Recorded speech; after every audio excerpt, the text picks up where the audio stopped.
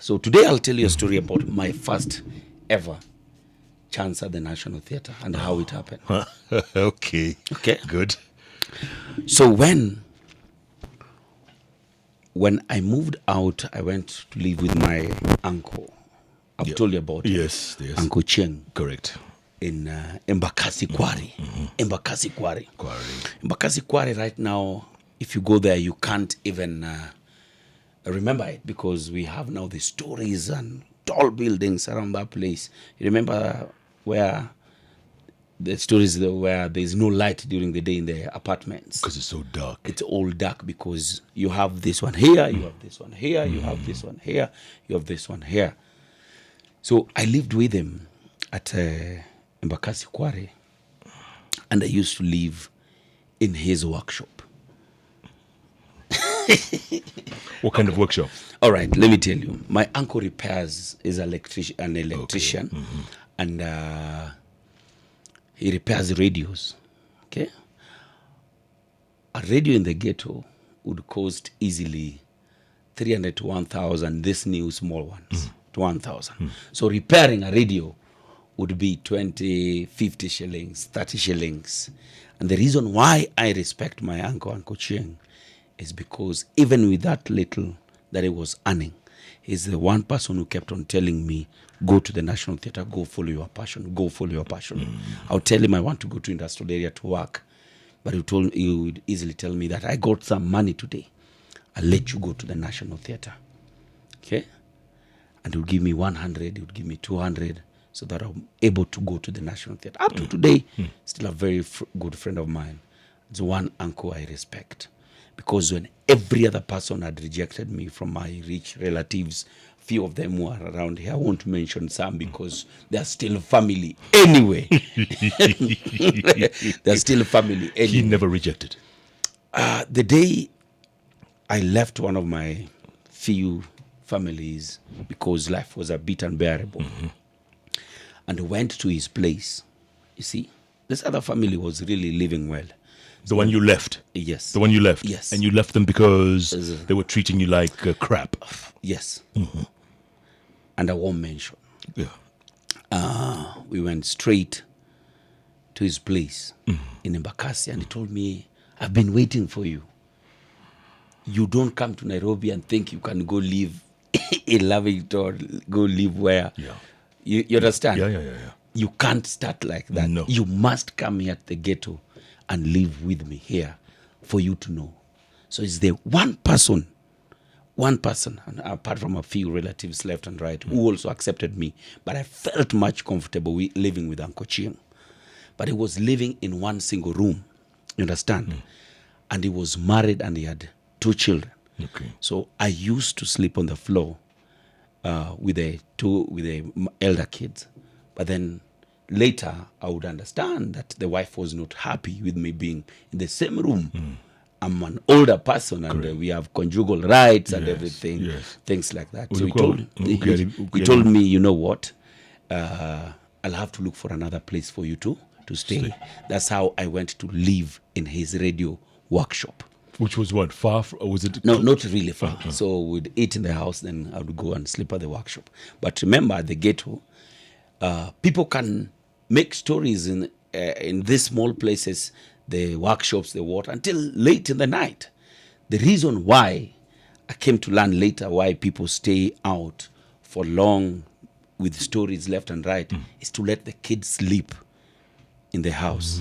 Then they will later go join the house when the kids are asleep. Yes, and do their business. Do their business and everything. You understand? So they stay out as late as they can. Yeah, they watch news from the hotels. They watch news from the workshops. They watch news and watch even the shows there as they wait for the kids to sleep because it's just one room. Once the kids are asleep, that is past midnight, that is when now the parents now go. The men go back to the house. Yeah. You understand? So that would happen. I would wait up to maybe 11 o'clock when they're leaving the workshop. Then I would spread my mattress and sleep. So Uncle Cheng used to tell me, go follow your passion. Go follow your passion. Go follow your passion. And he would give me money to go to the National Theatre. And I got a group. God rest his soul in peace, OJ, my first director.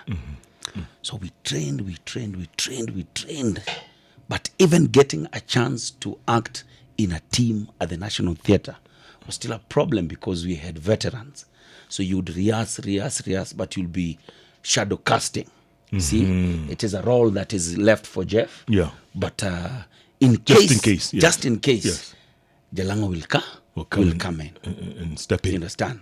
So we rehearsed until Uncle Cheng was almost giving up on me. That when will you ever? And you've rehearsed. And you you've memorized. keep on telling me that you are an actor. You've never talked about a play that you guys are doing. Yeah. You've never talked about anything that you people are doing. Then one day at the National Theatre, we were doing set books. Then, when you do set books at the National Theatre, student comes in their thousands, Jeff. And there they are. The first day, I'm shadow casting, I don't have a role.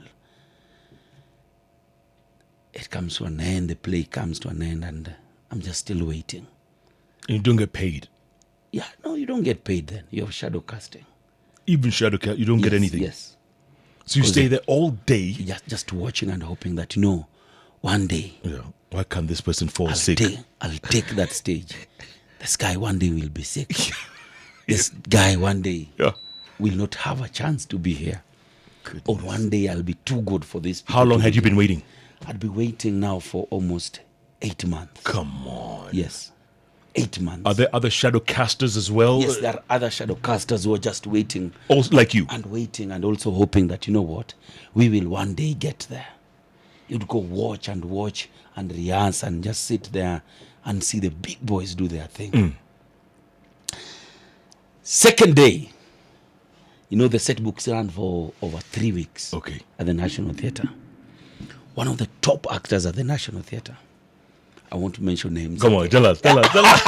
It's still very good. And I use. He's still there? Yes, I used to really look up to him, and I used to watch him, and I would ask him to direct me, and I would always pick all his roles because it's the one I wanted to be like. So the second day, the first team had been paid yesterday. You understand? And guys went drinking. You understand? Guys went drinking and to have fun. Yes. So the second day, the students have come in their thousands. Waiting. Waiting to get the chance for the play, for the plays. So the students have already been ushered into the National Theatre. Everything is ready, Jeff. He didn't show up, that actor. He didn't show up. So how long So are you waiting he's now? being called. Yeah. He's being called. Where are you? Where are you? The teachers have started complaining. We need the plays to start. How long so have they waited now? 30 minutes, an hour? It's almost an hour. The plays have to start. The kids are many Yes, inside the hall. They're yes. sweating the show. They Correct. started to complain. And when you let the high school kids without the show, they start loitering in town. So they asked, who can take this role? I told them, yes, I can. You. Yes. Told me, who are you? Who are you? Yeah. Do you know what you're talking about? Yeah. I told them, yes, I can. I've been shadow casting this guy throughout. Who's this guy? Give us the name. Let me man. say Jeremy. Okay. I've been shadow casting Jeremy all this time. Yeah. I know I can do it. Boss, you're just an amateur. You haven't done anything. We've never seen you. We just see you at the rehearsals. You can't. Do you even know the lines? You don't even know the line. Yeah. I told them I can. So the pressure from the teachers telling them to start the plays Or else or else we will leave we leave, yeah. and we will demand our money back. There you go. And no, this guy Jeremy was not picking his phone calls, and then he went off totally.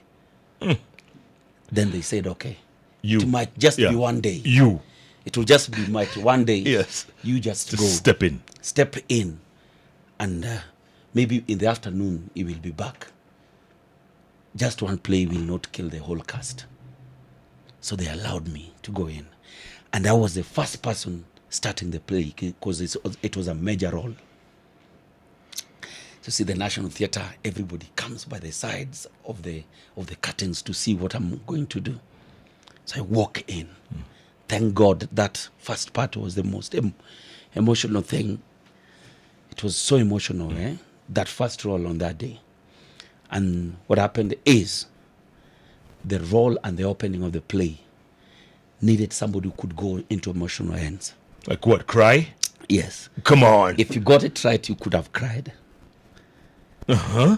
So when I got on stage and started narrations,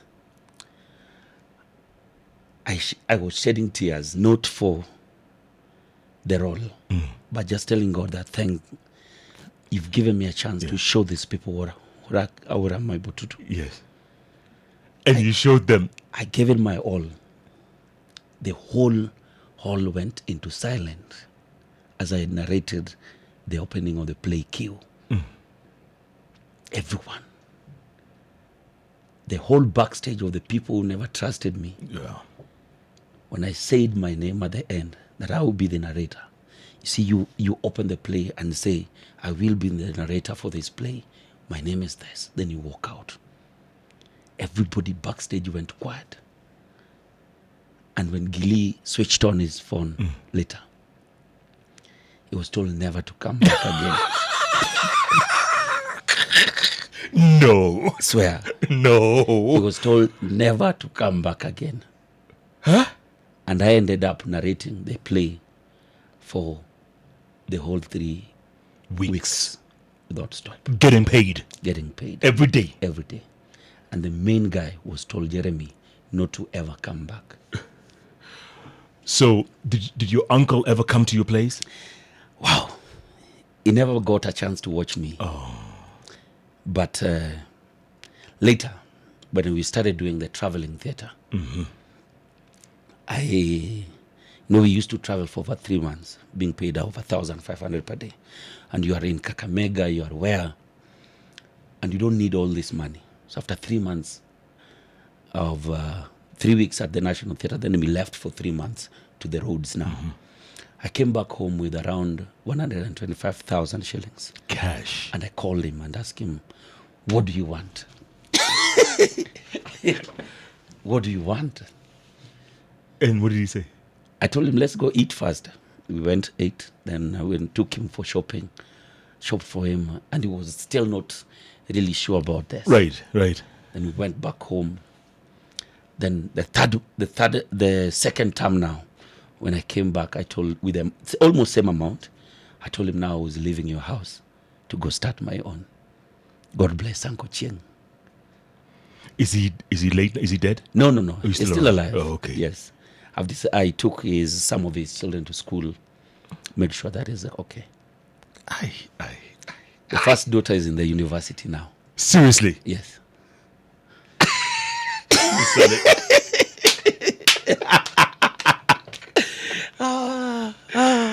That's powerful, man. That's almost Maurice Odumbe powerful, man. God. Well done. When you're given a chance, Take it. when you're given it. when you're given the chance, Yeah. don't even think twice. Don't mess up. Give it your best. Do it as your first, your only chance, and your last. It's the Hot Breakfast with Jeff and Jalango.